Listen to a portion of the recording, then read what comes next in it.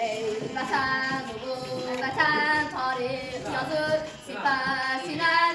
Bir öler üç bir, min diriler üç vatan. Sağ ol zafer, sağ ol sen, zafer yürüyüşün mübarek vatan.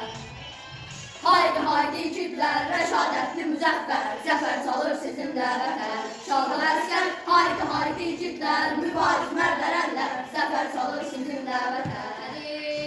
Sönmez meşəlim, yanar ateşim, yenilmez milletin vətənim.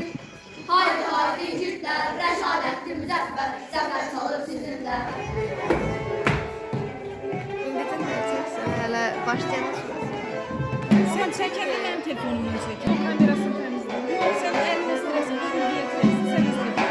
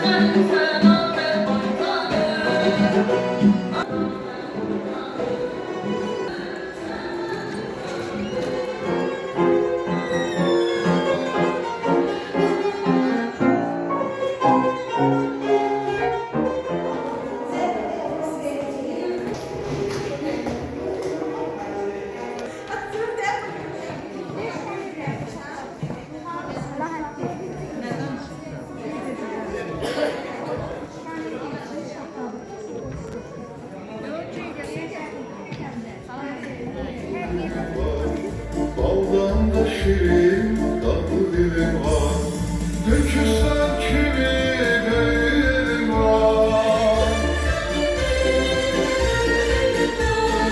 Dökülsen kimi gönlüm var.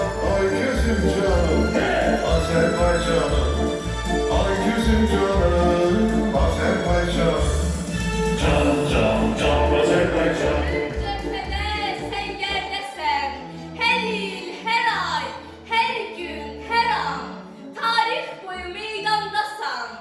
Milletimin yüreğinden nesil nesil göğelen ilk mehabbet sen. Sen nağla, efsaneye çevrilmiş bir hakikatsen. Kalbimizin içindesen, dilimizin ucundasan. Dastandasan, layladasan, şeirdesen, nəğmədəsən. Azerbaycan dünyasının her yerinde, her yerdesən. Qoy eşitsin bütün dünya.